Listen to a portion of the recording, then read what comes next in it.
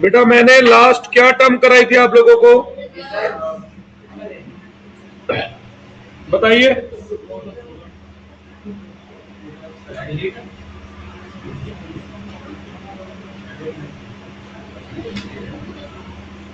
Terms वाला page कहाँ गया?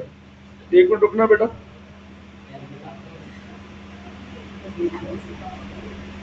ये है, तो रिजर्व तक कराया था लास्ट मैंने, है ना। अब आज लिखो मेन टर्म्स, जो मैं आज बात करूंगा ये वाली टर्म्स हमारी एग्जाम में क्वेश्चन में आएंगी कंपलसरी, ठीक है। सबसे पहली टर्म है बेटा आज हमारी एसिड्स।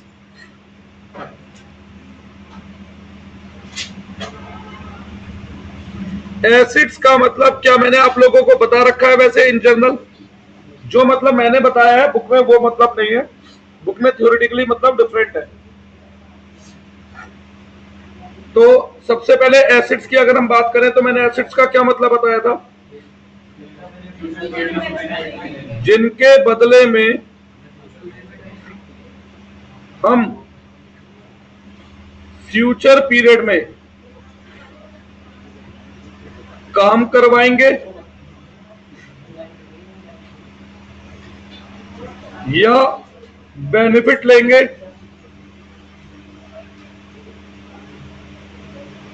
या पैसा मिलेगा।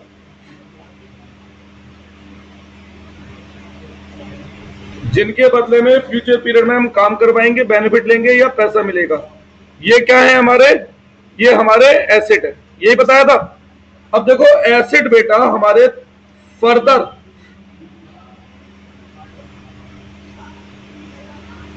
दो कैटेगरी में डिवाइडेड है। पहला नॉन करंट एसिड,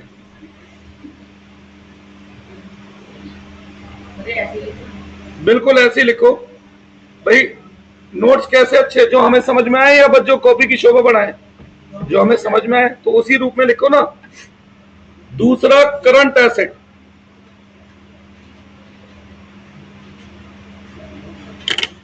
क्या मतलब समझते हैं आप लोग नॉन करंट या करंट एसिड से?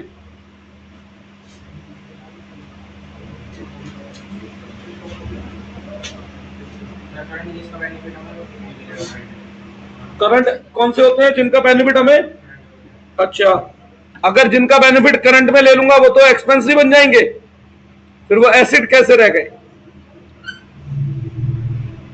है ना।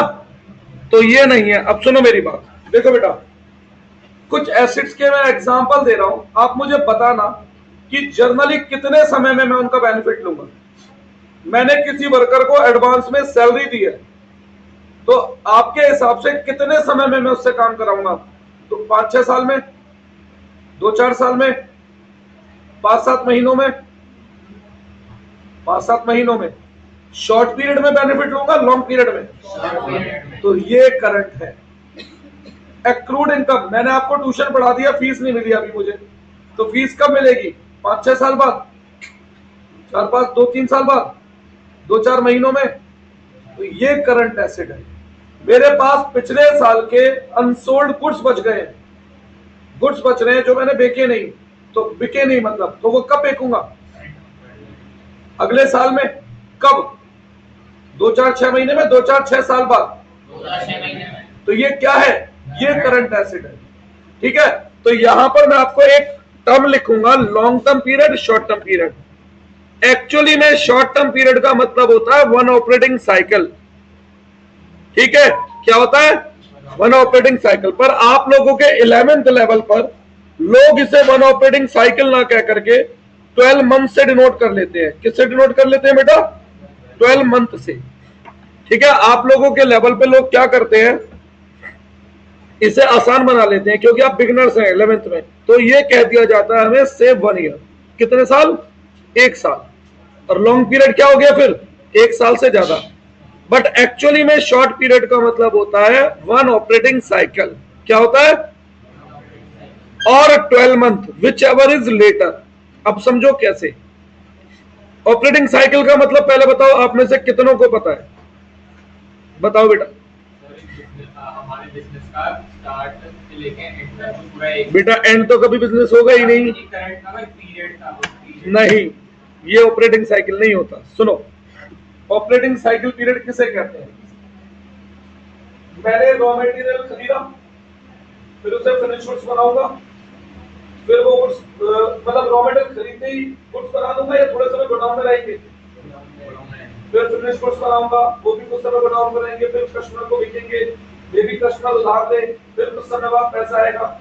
ये जो एक सर्कल है कि मेरा कैश वापस पैसे में कन्वर्ट हो रहा है, इसे हम कहते हैं ऑपरेटिंग साइकिल। ठीक है, तो कायदे में शॉर्ट पीरियड की डेफिनेशन क्या है? ऑपरेटिंग साइकिल और 12 month whichever is later. For example, operating cycle है 7 मंथ का, तो 7 मंथ और 12 मंथ कौन सा पीरियड पड़ा है? तो यहां पर शॉर्ट पीरियड हम 12 महीने से। ऑपरेटिंग साइकिल है 15 महीने का, तो 15 महीने और 12 महीने कौन सा पीरियड पड़ा है? तो ऑपरेटिंग साइकिल हम 15 महीने हो गए, शॉर्ट पीरियड हम 15 महीने हो। और ये सब हमारे 12th में काम आएगा, 11th में इसकी कोई जरूरत नहीं। तो 11th में तो बस आप एक बात याद रख सकते हो, 1 ईयर का पीरियड। किसका? तो कोई भी ऐसी चीज जिसका बेनिफिट मैं विद इन 1 ईयर ले लूंगा या जिसके बदले में मुझे विद इन 1 ईयर कैश मिल जाएगा, तो वो सब मेरे क्या है? Current asset. ठीक है, वो सब क्या है? मेरे करंट एसेट है। तो पहले मैं करंट एसेट ही लिख रहा हूं, assets whose benefit is taken within short period of time। और शॉर्ट पीरियड 11th के लिए मैंने क्या बोला, क्या मान के चल सकते हो? 1 ईयर। और again some work will be done within 1 year. कह सकता हूं, ये आपको समझाने के लिए है बेटा। और which are convertible into cash within 1 year.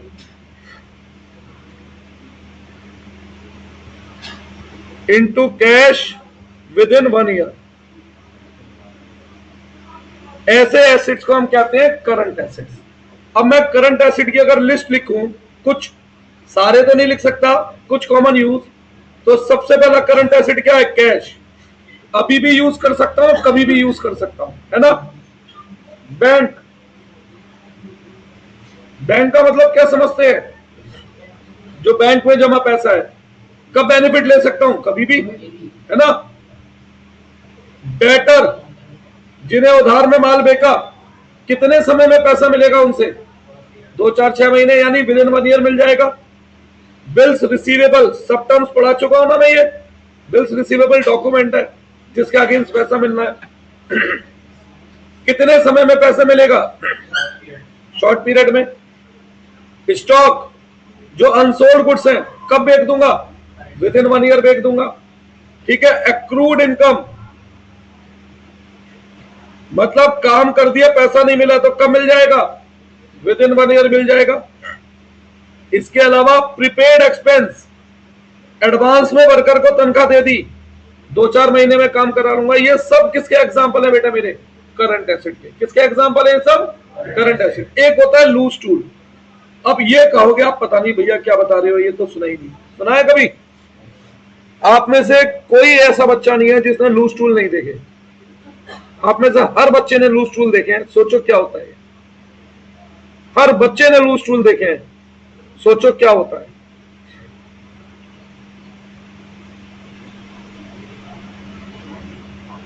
लगाओ दिमाग। डेटर का बिल रिसीवेबल, बीआर बताई थी ना टर्म ये मैंने, कि एक कागज, एक डॉक्यूमेंट जो प्रूव है कि हमें आपसे पैसा ले रहे हैं। अरे बेटा, किसी ने पेचकस नहीं देखा, पेच नहीं देखे, ग्रीस नहीं देखी। अरे भाई, लूज टूल इन्हें कहते हैं जो रूटीन बेस पर बिजनेसों में जैसे मशीन वगैरह को ऑपरेट करने के लिए चीजें चाहिए होती हैं। अब आप पेच वगैरह ये सोच के खरीदते हो कई साल काम आएगा? नहीं, तो इसलिए वो करंट एसेट में आता है। किस में आता है वो? Current asset. तो करंट एसेट का मतलब क्लियर है? श्योर। अब नॉन करंट एसेट की मैं बात करूं, अगर तो नॉन करंट एसेट जनरली हम किन्हें कहते हैं? जिनका बेनिफिट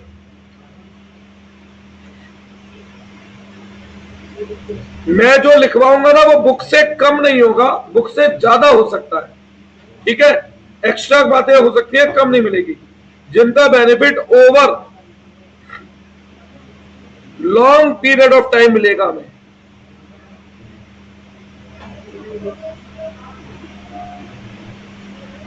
जिनका benefit over long period of time, हम एक्सपेक्ट करते हैं कि जिनका बेनिफिट हमें लंबे समय तक मिलेगा, उन्हें हम कहते हैं नॉन करंट एसेट। क्या कहते हैं उन्हें?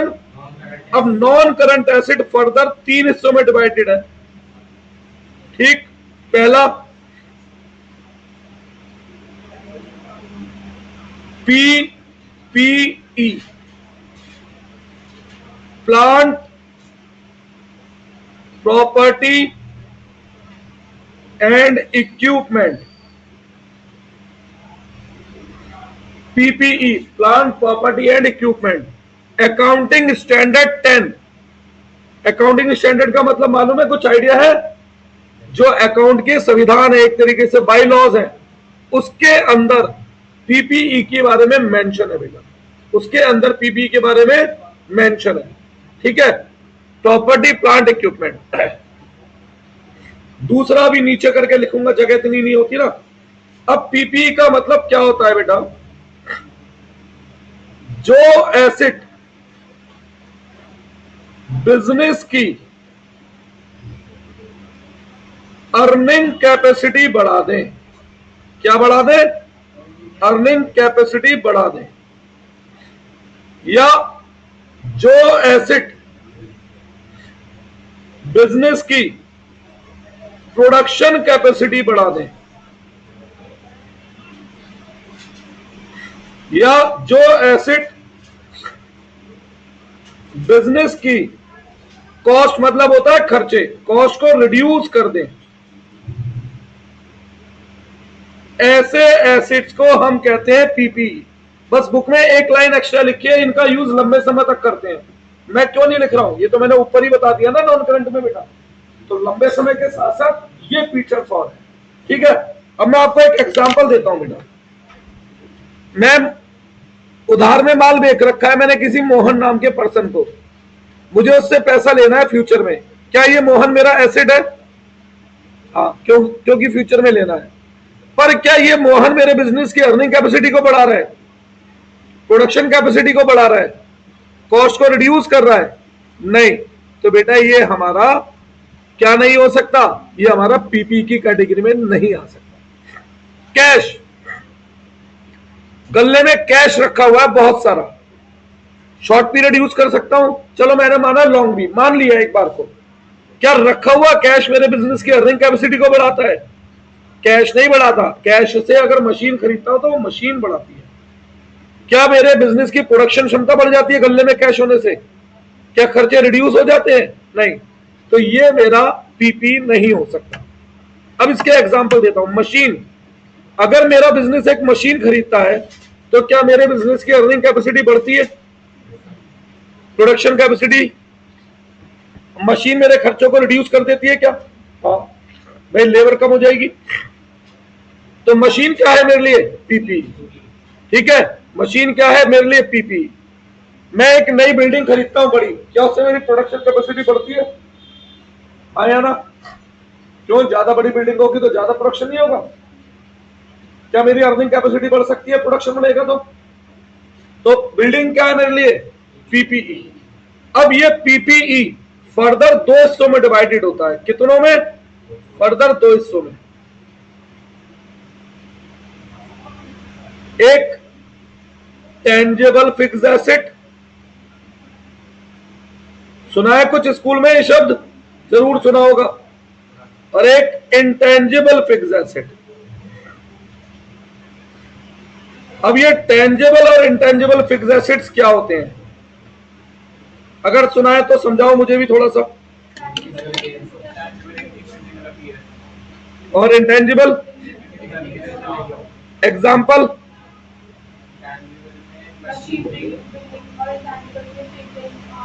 गुडविल, सही है। भाई अब ऐसे समझो, गुडविल है मेरी, क्या मेरी गुडविल मेरे बिजनेस की प्रॉफिट को बढ़ाती है?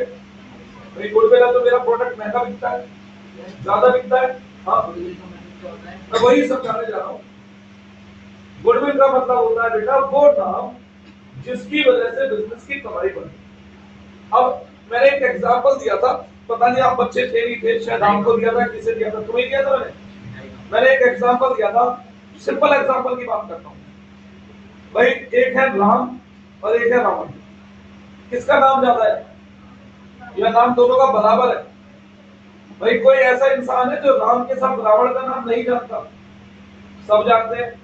रावण के साथ राम का नाम, नाम तो दोनों का बराबर है, पर किसका नाम बेनिफिट देता है, प्रॉफिट देता है, फायदा देता है? तो वो गुडविल। केवल मार्केट में नाम होना गुडविल नहीं होता, वो नाम जो हमारी कमाई को बढ़ाए वो गुडविल है। यानी जिस नाम को सुनकर ग्राहक आए, जिस नाम को सुनकर ग्राहक हमें ज्यादा पैसे देने को तैयार हो, जिस नाम को सुनकर ग्राहक हम पे यकीन करे, वो नाम गुडविल। सही है। अब ऐसे तो लोग एडवर्टाइज बहुत करते हैं, नाम तो तुम भी सुन लेते हो, क्या हर वो चीज जिसका एडवर्टाइज आप खरीदते हो? तो फिर वो गुडविल कैसे हुई? इसीलिए एडवर्टाइजमेंट को हम गुडविल नहीं कहते हैं। समझ आया? इसीलिए एडवर्टाइजमेंट को हम क्या नहीं कहते? गुडविल नहीं कहते। क्लियर? आगे बढ़े अब। चलिए, अब गुडविल क्या मेरे बिजनेस की अर्निंग को बढ़ाती है? बढ़ाती है। मशीन मेरे बिजनेस की अर्निंग को बढ़ाती है? बढ़ाती है। तो दोनों ही मेरे बिजनेस की अर्निंग को बढ़ा रही है, तो दोनों क्या मेरे लिए? फिक्स्ड एसेट्स है। पीपी मतलब फिक्स्ड एसेट्स, दोनों मेरे लिए क्या है? Fixed assets. पर एक बात सुनो, मैं कहीं बाहर घूमने गया हूँ, कहीं डील हो रही है मेरी, तो मेरे से आदमी पूछ रहा है तुम पे क्या संपत्ति है? मैंने कहा जी गुडविल भी है और क्या नाम मशीन भी है। तो कहता है दिखाओ जरा। तो मैं अपने मैनेजर को फोन कर रहा हूँ, कह रहा हूँ भाई मशीन की फोटो खींच के भेज दे। क्या वो भेज सकता है? वो ये बता सकता है मशीन किस मेटल की है? क्या वो ये बता सकता है मशीन का कलर क्या है? ठीक है, फिर मैं उससे कह रहा हूँ भाई गुडविल की फोटो और भेज दे। अब ये तो बताओ गुडविल किस मेटल की बनी है? गुडविल का कलर क्या है? गुडविल दिखने में कैसी है? क्या बताया जा सकता है? जस्ट एक फील है ये, है ना? तो यही डिफरेंस है टेंजेबल और इनटेंजेबल। ठीक है, ये डिफरेंस होता है किसमें? टेंजेबल और इनटेंजेबल। तो टेंजेबल फिक्स्ड एसेट्स में क्या आते हैं? एसेट्स, कौन से एसेट्स? पीपी, ऊपर से नीचे कैरी ऑन हो रहा है ना बेटा? Assets which have some physical existence, that is वो एसेट्स जिन्हें हम देख सकें, टच कर सकें। ठीक है, और इंटेंजिबल एसेट्स का मतलब क्या होता है? Assets without any physical existence, that is वो एसेट्स जिन्हें हम देख नहीं सकते,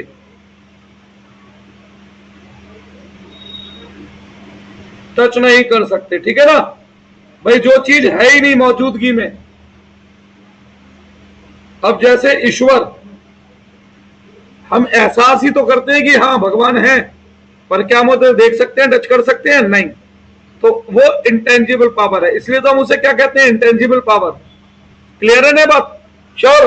अब टेंजिबल एसेट्स के मैं अगर कुछ एग्जांपल लिखूं, देखो सारे एग्जांपल मैं नहीं लिख सकता, बहुत लंबी लिस्ट होती है, पर वो जरूर लिख सकता हूं जो पूरे साल बार बार यूज हो सकते हैं। तो उनमें जैसे सबसे पहला एग्जांपल आ गया प्लांट। प्लांट मतलब, वैसे प्लांट मतलब पौधा होता है, यहां प्लांट मतलब क्या है? बड़ी मशीन। जो बड़ी बड़ी मशीनें होती है ना, प्लांट कह दिया जाता है। तो प्लांट एंड मशीनरी बेटा एक ही कैटेगरी है। फर्नीचर एंड फिक्सचर, फिक्सचर का मतलब क्या होता है पता है? फर्नीचर तो चलो सब बच्चे जानते हैं, फिक्सचर किसे कहते हैं? मैं ये नहीं कह रहा हूं चारों टर्म में आज खत्म करा दूंगा, मैं तो तरीके से पढ़ा रहा हूं जिससे आगे ना अटकना पड़े। और अभी कोई पेपर सिर पे नहीं है, जुलाई में, तब तक तो बहुत कुछ कर लेंगे। हाँ जी बेटा, फर्नीचर एंड फिक्सर। फिक्सर का मतलब क्या है? कब क्या रहा है? 2 और 6। 2 और 6 में, तो 6 में देखो शाम 6 बजे में पढ़ा दूंगा। 2 यहां तक हो जाएगा, 20 से तो पहले पहले हो जाएगा यार, ठीक है। हाँ जी, स्कूल कौन सा है तेरा? ठीक है, अब मैंने क्या बोला भूल गया। हाँ, फिक्सचर किसे कहते हैं बेटा? अब देखो बेटा, फिक्सचर किसे कहते हैं? ये पंखे जिनकी पोजीशन चेंज नहीं, ये एसी, ये ट्यूबलाइट, अलमारी जो दीवारों पे टंगी हुई है फिक्स, ठीक है, अलमारी जो दीवारों पे टंगी हुई है फिक्स। इस तरीके से मैं कह सकता हूँ मेरे लिए ये जो स्क्रीन है, ये सब किस कैटेगरी में आएगी? फिक्सचर। अब फर्नीचर में चेयर, मूवेबल जैसे टेबल, ये पोडियम, ये सब क्या बन गया? फर्नीचर। इसके अलावा लैंड एंड बिल्डिंग। अच्छा, लैंड और बिल्डिंग एक ही होती है, अलग अलग होती है? लैंड अलग एसेट माना जाता है, याद रखना, बिल्डिंग अलग। Building is a depreciable asset, land is non depreciable asset. Building की वैल्यू गिरती है बढ़ती है? हर साल गिरती है। तो जमीन की वैल्यू बढ़ती है बाबूजी, बिल्डिंग की वैल्यू गिरती है। अब ऐसे समझो, मैंने और तूने एक ही प्लॉट खरीदा 1-1 करोड़ का। तूने मेरा प्लॉट खाली पड़ा और तूने उस पर 50 लाख रुपए का घर बना दिया, बना दिया। अब आज से 10 साल बाद हम उसे बेच रहे हैं, तो मेरे प्लॉट के मुझे 5 करोड़ मिल रहे हैं, तेरे प्लॉट के 6 करोड़ मिलेंगे। 5 करोड़ 5-6 लाख, उस बने हुए स्ट्रक्चर के ज्यादा ज्यादा कोई कितने दे देगा? तो यानी लगाए 50 लाख और मिले केवल कितने? 5-10 लाख। तो बिल्डिंग की वैल्यू क्या हुई बेटा? डेप्रिशिएट। वो जो एप्रिसिएशन हुआ था वो किसकी वैल्यू में हुआ था? लैंड की। तो लैंड अलग एसेट होता है, बिल्डिंग अलग, ठीक है बेटा। प्रेमाइसेस सुना है शब्द? अरे बिल्डिंग को ही मॉडर्न नाम है आजकल। स्कूल में कितनी डांट खाते हैं बच्चे कि स्कूल प्रेमाइसेस में बदतमीजी नहीं चलेगी, मतलब स्कूल के यार्ड में, कंपाउंड में, ठीक है ना बेटा। जैसे कंप्यूटर, कार्ट, भाई किसी का काम है इस तरीके का कि बग्गी, घोड़ा, गाड़ी वगैरह। व्हीकल, लाइव स्टॉक, अब किसी की डेयरी है तो लाइव स्टॉक ही उसका काम है, मतलब गाय भैंस ही उसके लिए एसिड है। ये सब किसके एग्जांपल लिखे हैं मैंने? टेंजिबल। अभी और भी हो सकते हैं, पर ये कॉमनली जो बार बार आप देखोगे सुनोगे वो ये है। चलो एक एग्जांपल लिख देता हूं जो 1 मार्कर में पूछ लेते हैं। रेलवे स्लाइडिंग, रेल की पटरी। अब आप कहोगे रेल की पटरी का बिजनेस में क्या काम है? बिजनेस में कोई काम? सोच के बताओ क्या काम है देवी जी? मैंने बताया था, ये सब मैंने पहले पढ़ाया हुआ है, ये तो बस मैं बुकिश पढ़ा रहा हूं, है ना। ध्यान दिलाओ। चलो, ट्रेन से किस किस ने सफर करा हुआ है? कभी देखा होगा जब स्टेशन गुजर जाता है तो थोड़ी सी आगे चल के साइड में इधर उधर बहुत सारे गोडाउन बने होते हैं और उनमें पटरियां जा रही होती है, देखा है? ये गोडाउन सरकार के होते हैं, प्राइवेट? तो पटरियां किसकी होती हैं? उन्हीं प्राइवेट की। अब मेरा कलकत्ता से बहुत सारा माल आता है, हर महीने आता है पूरी ट्रेन भर के, तो ट्रेन मेरे गोडाउन में माल छोड़ने आती है, पर ट्रेन वाले कहते हैं भैया वहां तक की हमें सड़क तो दो। तो यानी हमें वो पटरी स्टेशन से वहां तक की हमारी अपनी होती है, बिजनेसमैन की अपनी। तो ये पटरी ऐसा हर 6 महीने में चेंज होती है। अरे भैया एक बार बिछ गई तो अगले 50-100 साल की छुट्टी। तो ये क्या है? फिक्स एसेट है, टेंजिबल फिक्स एसेट है, ठीक है। ये मेरी ट्रांसपोर्ट कॉस्ट को क्या कर रही है? रिड्यूस। अदरवाइज सोचो मुझे स्टेशन से खुद अपने गोडाउन तक माल ले जाना हो तो कितना सारा और खर्चा आएगा मेरा, भाड़े का, आएगा नहीं आएगा? तो इसलिए क्या है मेरी फिक्स एसेट, ठीक है बेटा। अब बात करता हूं टेंजिबल एसेट्स की, इनटेंजिबल की। जैसे गुडविल, ये नाम तो सबको पता ही है। पेटेंट, पता है पेटेंट क्या होता है? क्या बता रखा है वैसे मैंने? कॉपीराइट बेटा पर्सन की क्षमता का होता है। जैसे मेरी आवाज, फिलहाल तो मैं गलत एग्जांपल दे रहा हूं, लेकिन अब सोचो अगर सपोज करो मैं एक टीचर हूं, अब मेरी आवाज में कुछ रिकॉर्ड है, तो उस रिकॉर्ड को पब्लिश करने की पावर किसके पास है? ये राइट कॉपीराइट होता है, इंसान की क्षमता। या जैसे मैं बुक लिखी है मैंने, मेरी नॉलेज पब्लिश करने की पावर किसके पास है? ये कॉपीराइट है। पेटेंट होता है टेक्निक का, इन्वेंशन का। मैंने कोई इन्वेंशन की है, कोई टेक्निक बनाई है, तो कोई उस टेक्निक को यूज करके प्रोडक्शन ना कर सके, तो उसके लिए जब मैं अपने नाम से रजिस्ट्रेशन कराता हूं, उसे कहते हैं पेटेंट। और पेटेंट हमारी क्या बढ़ाता है? अर्निंग। कैसे? मैंने एक बहुत खास डिजाइन डेवलप किया है, जिस डिजाइन के बहुत फायदे हैं, और मैं उसका पेटेंट कराता हूं, तो क्या कोई दूसरा पर्सन उस डिजाइन को कॉपी कर पाएगा? तो अब जिन भी पर्सन को वो डिजाइन चाहिए, मजबूरी में वो किसका प्रोडक्ट करेंगे? मेरा। और मैं महंगा बेचूं या सस्ता, उनकी मजबूरी बन जाएगी। एग्जाम्पल दिया था मैंने किसका? आईफोन का दिया था। Copyright, trademark,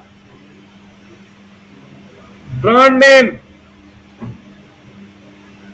route permit. अब जिन लोगों का ट्रांसपोर्ट का काम है, उनके लिए तो जितने ज्यादा परमिट उतनी ज्यादा उनकी क्षमता है ना। लाइसेंस, शराब के काम में कमाई है ना, तो आप लोग, हम लोग, मैं, आप क्यों नहीं कर पा रहे? क्योंकि भैया जिस पे लाइसेंस है वही वो काम कर पाएगा। हाँ या ना? है ना बेटा? फ्रेंचाइजी, भाई अगर मैं अपने नाम से दुकान खोल के बैठूं तो ग्राहक कम आएगा, बीकानेर के नाम से दुकान खोल के बैठूंगा तो ज्यादा आएगा, है ना। ये सब किसके एग्जाम्पल है? Intangible asset. अब आप कह देंगे भैया फ्रेंचाइजी तो कागज पे दिखती है। अरे भाई उस कागज के टुकड़े की वैल्यू तो 10 पैसे है ना, पर फ्रेंचाइजी की वैल्यू तो करोड़ों है। तो वो फ्रेंचाइजी नहीं दिख रही, उसमें लिखा है एग्रीमेंट दिख रहा है बस। क्लियर है बच्चे? अब किसके? Licence, franchise. अब और नॉन करंट एसेट में और कौन सा एसेट आता है? तीसरा, नहीं तीसरा तो यहां से लूंगा ना। हाँ, नॉन करंट एसेट में ही आता है दूसरा एसेट। पहला एसेट क्या था? पीपी। पीपी के फर्दर कितने हिस्से थे? 2। अब तीसरे नंबर पे आता है, तीसरा कह रहा हूं, दूसरे नंबर पे आता है इसमें नॉन करंट इन्वेस्टमेंट।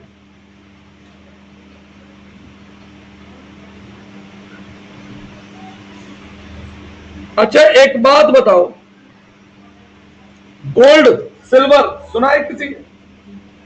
सभी जानते हैं। गोल्ड सिल्वर कौन सा एसेट है? Tangible, intangible? टेंजिबल पक्का। अब मैं आपको कुछ पूछूं, मेरे इस कोचिंग सेंटर में 1 किलो सोना रखा है, क्या वो मेरी अर्निंग कैपेसिटी बढ़ा रहा है? क्या वो मेरी प्रोडक्शन कैपेसिटी बढ़ा रहा है? क्या वो मेरी कोचिंग के खर्चों को, बिजली के बिल को, या किसी खर्चे को कम कर रहा है? तो बेटा ये तो पीपीई नहीं है। और अगर ये पीपीई नहीं है तो आप इसे कैसे कह दोगे ये टेंजिबल? पहले क्या होना जरूरी है? पीपीई, उसके बाद ही तो टेंजिबल इंटेंजिबल की बात आएगी। ये ऐसा क्वेश्चन है जिसका आंसर 99% आपको गलत मिलेगा। 99% चांस है गलत आंसर मिलेगा, मे भी कुछ टीचर्स के द्वारा भी मिल जाए। तो इसीलिए मैंने बुक वाला शब्द नहीं लिखा फिक्स एसेट, मैंने क्या शब्द लिखा? PPE, property plant and equipment, that is वो जो बिजनेस की अर्निंग कैपेसिटी होगा। अब अगर चलो मेरी सुनार की दुकान होती तो तब भी वो टेंजिबल एसेट नहीं है, तब वो मेरे लिए स्टॉक है। सोना क्यों खरीदा है मैंने? 10-15 साल बाद देखने को, तब वो क्या बन जाता? Current asset. तो बेटा एक ही चीज, मैंने आपको कितनी बार बोला, रिजिड नहीं हो सकते हम। एक ही चीज पर्सन टू पर्सन क्या हो सकती है? अलग हो सकती है, रिजेक्ट नहीं जा सकती। तब भी ये बोर्ड क्या नहीं बन सकता था? पीपी नहीं बन सकता था। तब ये क्या बनता? स्टॉक, जिसे हम विद इन 1 ईयर कैश में कन्वर्ट करने के मोटिव से खरीद करना है। हाँ या ना बेटा? तो गोल्ड, सिल्वर, डायमंड ये पीपी में नहीं आते, ये करंट में आते हैं उनके लिए जिनका काम है। सुनार की दुकान है तब, पर जनरल बिजनेस के लिए ये आते हैं इन्वेस्टमेंट। इसमें अब मैंने क्यों खरीदा है ये सब। अच्छा, एक बात और खूबी बताता हूं पीपीई की। जनरली पीपीई की वैल्यू हमेशा हर साल कम होती है। क्यों? जैसे जैसे मैं मशीन का इस्तेमाल करूंगा उसकी एफिशिएंसी रिड्यूस होगी, उसकी वैल्यू गिरेगी। मशीन की लाइफ कम होगी, वैल्यू गिरेगी। व्हीकल की लाइफ कम होगी, वैल्यू गिरेगी। फर्नीचर पुराना होगा, वैल्यू गिरेगी। और गोल्ड पुराना होगा तो वैल्यू गिरेगी। तो गोल्ड पीपी में इस वजह से भी नहीं आ सकता। पीपी में वो चीजें आती है जिनकी वैल्यू समय के साथ डेप्रिशिएट होती है। अब एक एग्जांपल देता हूं। मैंने एक नीम से दवाई बनाई और उसका मैंने पेटेंट करवा लिया। तो बेटा ये पेटेंट भी फॉरएवर के लिए नहीं होता है। 5 साल, 10 साल, 12 साल एक पीरियड लिमिट होती है। जैसी ये पीरियड लिमिट खत्म होगी पेटेंट खत्म, यानी कोई और भी वो दवाई बना सकता है। तो यानी कि टेंजिबल एसेट भी क्या होते हैं? डेप्रिशिएट होते हैं। और इंटेंजिबल एसेट भी क्या होते हैं? डेप्रिशिएट होते हैं। गुडविल भी डेप्रिशिएट होती है। लोग कहते हैं जितने पुराने उतनी ज्यादा गुडविल, ये गलत बात है। हर बिजनेस में एक पीक आता है, फिर नीचे गिरता है, फिर बढ़ता है, फिर नीचे गिरता है। एक एग्जांपल देता हूं। भारत में सबसे ज्यादा बिकने वाली गाड़ी कौन सी है? कार कौन सी? कंपनी की? मारुति। तो मारुति की गुडविल पहले जितनी है ना, आज भी पहले कभी मार्केट में मारुति का शेयर होता था 85%, आज 50% के आसपास है। यानी कि धीरे धीरे उसकी गुडविल क्या रही है? कम। यानी कि लोग उसकी जगह दूसरी गाड़ी की तरफ भी जा रहे हैं, नहीं जा रहे? तो टेंजिबल एसेट हो या इंटेंजिबल एसेट, वो हमेशा क्या होंगे?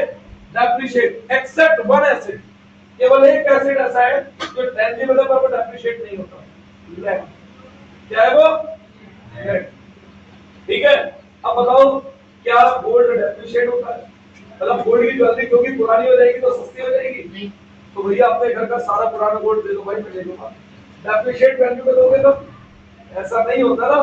तो गोल्ड को बहुत लोग लिख सकते हैं, हो सकता है आप देख ले कहीं और भी कि भैया वो किसमें लिखते हैं? टेंजिबल। बट लिखना कि किसमें आएगा? इन्वेस्टमेंट। इन्वेस्टमेंट का मतलब होता है भविष्य के लिए कहीं पैसा लगा के छोड़ना, जिससे भविष्य में वो पैसा बढ़े, इस उम्मीद में कि बढ़े और हम उससे भविष्य में कोई फायदा कमा सकें। सही है? क्लियर है? जैसे हम दूसरी कंपनियों के शेयर खरीदते हैं क्या सोच के कि फ्यूचर में रेट बढ़ जाएंगे, बेच देंगे, फायदा कमाएंगे, एक सोच के तो खरीदते हैं शेयर। तो this one is investment. Investment business की अपनी कैपेसिटी नहीं बढ़ाती है। रिमेंबर, इन्वेस्टमेंट फ्यूचर में प्रॉफिट देने के लिए होती है, पर वो करंट में बिजनेस को कोई ऐसा बेनिफिट नहीं दे रही होती है।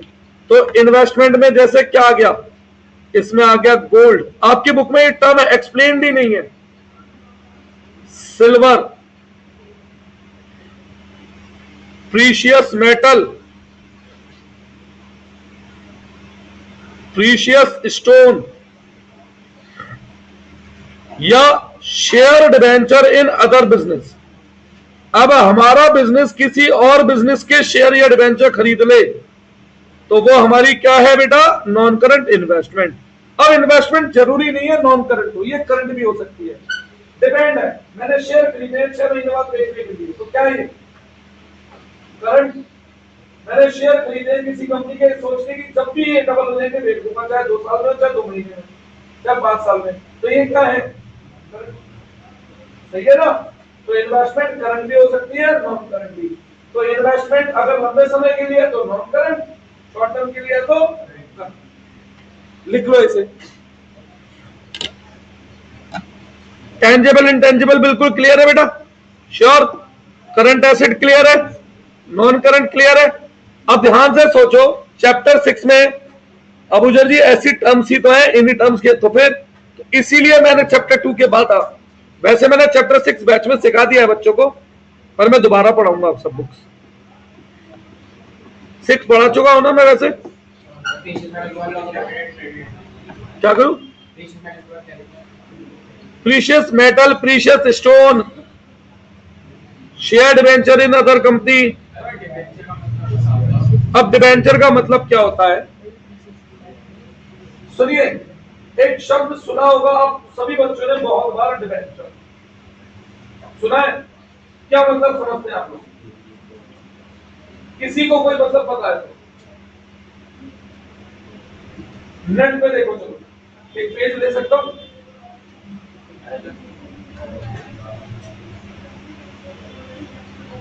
क्योंकि इसका शब्द का मतलब मैं डेमो देके समझाऊंगा तो शायद ज्यादा समझ में है, और वैसे बोलना चाहूंगा तो कम समझ में है।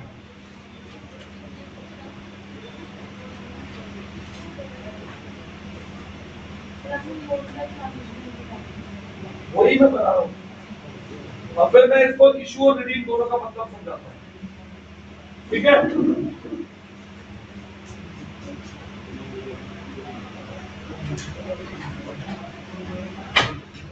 नेट में क्या आ रहा है बताओ तो सही। Long term deposit unsecured debt instrument issued by corporation of government to raise capital. अब बस मुझे ये बता दो, जिसने भी डेफिनेशन लिखी है ना वो बेवकूफ है, बताओ क्यों। उसने एक शब्द लिख दिया है कैपिटल। अब इसी नेट पर सर्च करो क्या कैपिटल और डिवेंचर सेम होते हैं। अब आपको खुद पता लग जाएगा, गूगल पे हर चीज जो आप पढ़ते हो वो सही नहीं होती, पढ़ो खुद ही। मैं तो हाथ भी नहीं लगाया फोन, तो मेरे पास फोन ही नहीं है। क्या डिवेंचर और कैपिटल सेम होती है? क्या लिखा रहा है? अब किस बात पे यकीन करेगा, गूगल के या एआई के? इसमें या पहली पे? पहली वाली में उसने क्या लिखा, टू रेज कैपिटल, और यहाँ लिख रहा है वो कैपिटल और ये सेम नहीं है। अब पता किस पे यकीन करेगा गूगल के? चलो उस वाली बात पे वापस आते हैं। वो जो बात लिखी थी उस बात का हिंदी में मतलब बताना देना बेटा। मित्तल लिमिटेड रुपए 100 लिए, यहां पर साइन हो गए कंपनी, ठीक है जी। 100 रुपए लिए, साइन हो गए कंपनी के। 100 रुपए लिए, साइन कंपनी के। इस तरीके से ये बहुत सारे कागज बनाए हुए हैं। पकड़ो अभी बेटा, जरा 100 रुपए है उधार देना ले। अरे एक्चुअल में दे, एक मालदार आपके साथ बैठा, 1 मिनट 2 मिनट में दे रहा हूँ। चलो मैंने उधार ले दिया, काम करो, उससे पैसे वापस लीजिए। चाहिए ऐसे नहीं ना भाई, बताओ आप क्लियरली चाहिए। तो आपके पास सबूत क्या, आपने मुझे उधार दिया? सबूत क्या है? ये सबूत नहीं है, क्या बता जब आप नहीं थे तो मैंने इसके पैसे लौटा दिए ना? नहीं, हमारे सामने दिए नहीं। तो तुम्हारे को बुला के कोई ना, आप जैसे तू दुकानदार को साड़ी खरीदने गया भाई, जिनके सामने खरीदी वापस लौटाने जाएगा वही ग्राहक उस वक्त भी होगा। तो ये बात तो कोर्ट में वैलिड ही नहीं है तुम्हारी। अब मैं बताता हूँ सबूत क्या है। जब मैंने इनसे 100 रुपए उधार दिए तो मैंने इन्हें एक सर्टिफिकेट दिया कि बेटा ये संभाल के रखना, ये खो गया तो मैं आपके पैसे नहीं। अब अगर ये मुझसे पैसे मांगेंगे तो मैं कहूंगा सबूत, क्योंकि इनके नाम पे ये आ जाए मांगने, कोई और आ जाए, इनकी मम्मी आ जाए, पापा आ जाए, या कोई अदर आदमी आ जाए, मुझे क्या पता भाई कि मैंने किससे लिए किससे नहीं, क्या शक्ल याद रहेगी कंपनी को लाखों लोगों की? तो भाई ये मुझे सबूत देंगे, मैं इनको उधार वापस दूंगा और सबूत को फाड़ दूंगा। ये सबूत होता है डिबेंचर। ऋण पत्र, ऋण मतलब लोन, पत्र मतलब सर्टिफिकेट, पत्र मतलब सर्टिफिकेट, ठीक है, एक्नॉलेजमेंट ऑफ डेट। तो अब एक कंपनी लाखों पब्लिक से उधार ले लिया, हजारों पब्लिक से उधार ले लिया, तो क्या कंपनी को पब्लिक का चेहरा याद है? फिर वो क्या करेगी, ये सर्टिफिकेट दे देगी और कहेगी जी संभाल के रखना, 5 साल का लोन है, 5 साल बाद अब ये सर्टिफिकेट हमें वापस कर देना, अपना पैसा ले। इसे कहते हैं डिबेंचर। समझ आया? अब अगला एसेट, एक और एसिड था, इसे मैं अलग कलर से लिख रहा हूं, रीजन है ये नाम का एसिड है, बट ये एक्चुअली में काम का कोई एसिड नहीं है, इसीलिए इसे कहा जाता है फिक्टिशियस एसिड। मतलब एसिड मान तो रहे हैं पर ये एसिड है नहीं। फिक्टिशियस वर्ड का मतलब क्या होता है? फेक। फिक्टिशियस का मतलब क्या होता है? फेक। और देखो अंग्रेज भारतीय संस्कृति के बारे में जब भी कुछ बनाते हैं तो वो क्या लिखते हैं? फिक्शन लिखते हैं। अंग्रेजी में क्या शब्द दिया गया? फिक्शन। क्यों? हमें यह दिखाने के लिए कि हम जो पढ़ते हैं, हम जो मानते हैं, विश्वास है भारतीयों का, वो फेक है। फिक्टिशियस मतलब फेक एसेट्स। अब देखो ये है क्या?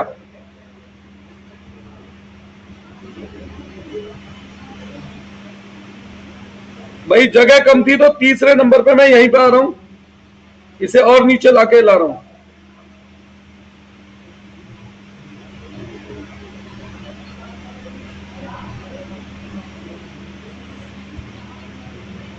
फिक्टिशियस एसेट, हाँ ये तीसरा है नॉन करंट में। कुछ लोग इसे मिसलीनियस एक्सपेंडिचर भी बोल देते हैं और कुछ लोग इसे डेफर्ड रेवेन्यू एक्सपेंडिचर भी बोल देते हैं। ये इसके तीनों नाम है। एक्चुअली में deferred revenue expenditure is an example of fictitious asset, but हमारी किताब में लिखा है फिक्टिशियस है तो मैंने लिख दिया। मतलब fictitious asset are the wider term और deferred revenue expenditure is narrow term. क्यों? क्योंकि डेफर्ड रेवेन्यू फिक्टिशियस का जस्ट एक एग्जांपल है। अब ये है क्या? सुनिए मेरी एक बात, एसेट का मतलब क्या है? जो भविष्य में बेनिफिट दे, जो भविष्य में किस में कन्वर्ट हो जाए? कैश में, है ना, जिससे मतलब मैं भविष्य में काम करा सकूं। ठीक, तो एसेट वो होता है। अब मैंने गाजियाबाद में कोचिंग सेंटर खोला और मैंने 50 लाख रुपए लगा दिए, गाजियाबाद में जगह जगह होल्डिंग लगा दी नए कोचिंग सेंटर के नाम। क्लियर है बेटा? चलो शुरू में तो इसका फायदा मिलेगा। अब ये बताओ, ये जो मैंने एडवर्टाइजमेंट में खर्चा करा, क्या इस खर्चे को मैं फ्यूचर में कैश में कन्वर्ट कर सकता हूं? अब इस एडवर्टाइजमेंट को बेच करके कैश मिल सकता है? क्या ये कोई थिंग है जिसका बेनिफिट फ्यूचर में मिल सकता है? नहीं। पर क्योंकि एक बड़ा अमाउंट है तो लॉ, कानून कहता है कि ऐसे खर्चों को आप एक साल में क्या नाम है, राइट ऑफ नहीं करेंगे, रेवेन्यू नहीं मानेंगे। तो कानून की अवहेलना की या कानून के क्या नाम है उसका, इंटरवेंशन की वजह से हम इस खर्चे को 3 या 4 साल में राइट ऑफ करेंगे। कितने साल में? तो यह 3 या 4 साल में इसे धीरे धीरे करके हर साल थोड़ा थोड़ा करके खत्म करेंगे। तो ऐसे खर्चों को कह दिया जाता है बेटा फिक्टिशियस एसेट। एसेट क्यों? क्योंकि 3-4 साल में खत्म करना है। और फिक्टिशियस क्यों? एक्चुअली में इनका कोई मतलब नहीं है, कोई फर्क नहीं है, कैश में कन्वर्ट नहीं हो सकते, कोई फायदा मुझे ये देंगे नहीं, कोई इनसे मुझे रुपए मिलना नहीं है। तो एसेट है नहीं, पर एसेट में दिखा रहा हूं, इसलिए ने क्या कहा गया है फिक्टिशियस एसेट। इसके मैं आपको 2 एग्जांपल बताता हूं, मात्र 2 एग्जांपल कॉमन है और आपके लेवल पे भी वही 2 एग्जांपल चलेंगे। क्या? पहला, ओवरहॉलिंग एक्सपेंस ऑन मशीन। इसका 2 ही एग्जांपल बता रहा हूं, इसमें ज्यादा हम लिख नहीं रहा, मैं पेन का रख दिया मैंने।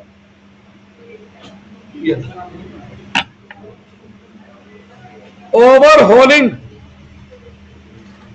ऑफ मशीन नहीं आ रहा? अच्छा रुको, मैं दोबारा करता हूं।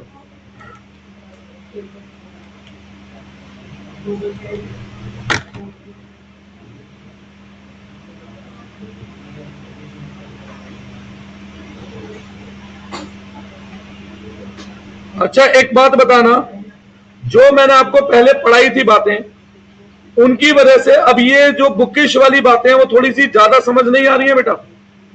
अब क्लैरिटी तो हो पा रही है एटलीस्ट? हाँ जी, ओवरऑलिंग ऑफ मशीन ये क्या है बेटा? ओवरऑलिंग एक्सपेंस किसे कहते हैं?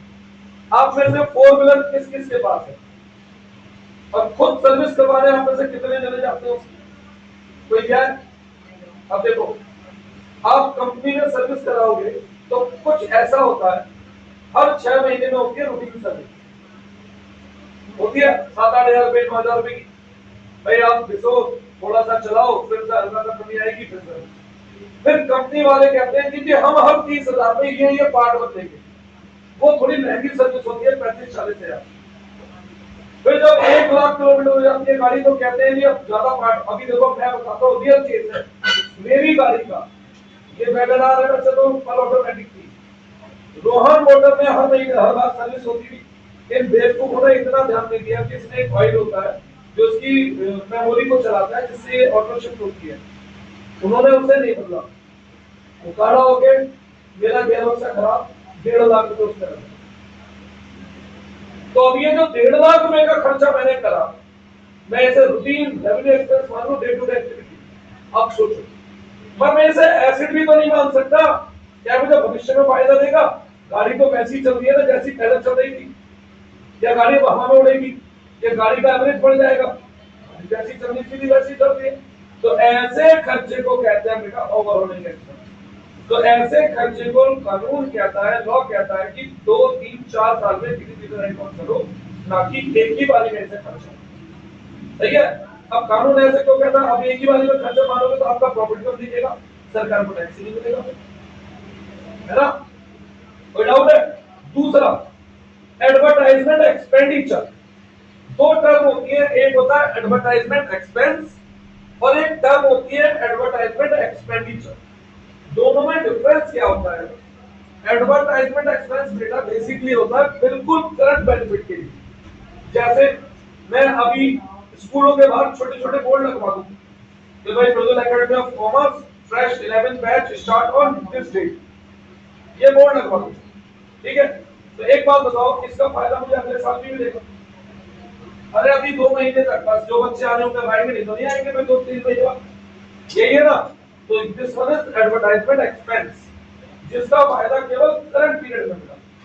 अब मैंने नया कोचिंग खोला, गाजियाबाद में जगह जगह ये नहीं लिखा फ्रेश बैच ऑफ 11th या 12th, बस एक बोर्ड लगवाए brother academy of commerce class available for 11th 12th CA और सी, जगह जगह। अब धीरे धीरे इस बोर्ड से लोगों के दिमाग में मेरा नाम आएगा, क्या फायदा हो सकता है? थोड़ा बहुत हल्का फुल्का आगे भी मिलेगा।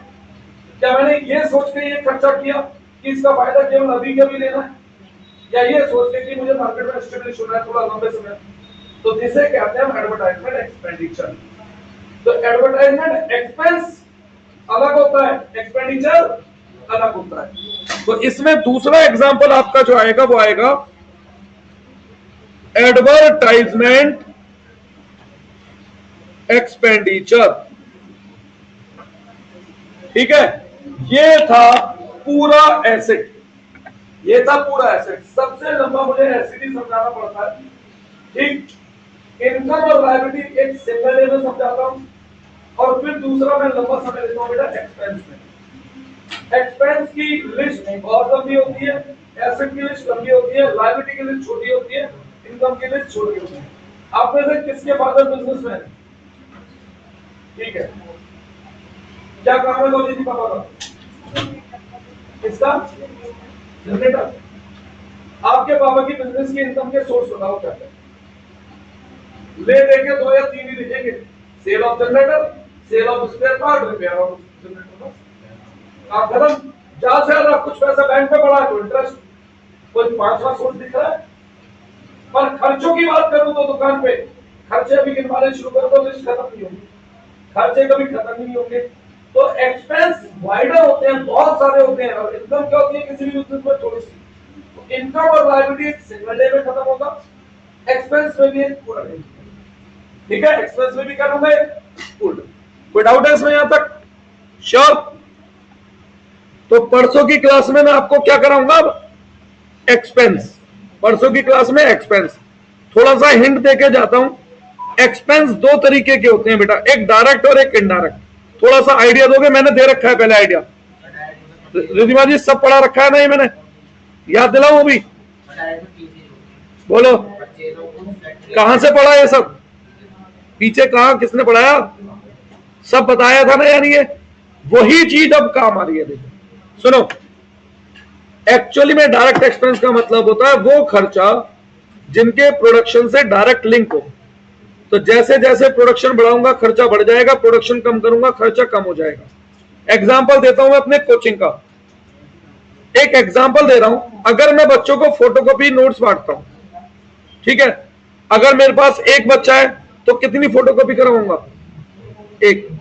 0 बच्चा है जिस महीने 0, 100 बच्चे हैं, 500 बच्चे हैं, तो जैसे जैसे बच्चे बढ़ेंगे खर्चा बढ़ेगा, बच्चे कम होंगे खर्चा कम होगा। ये मेरे लिए हुआ direct expense. Direct means directly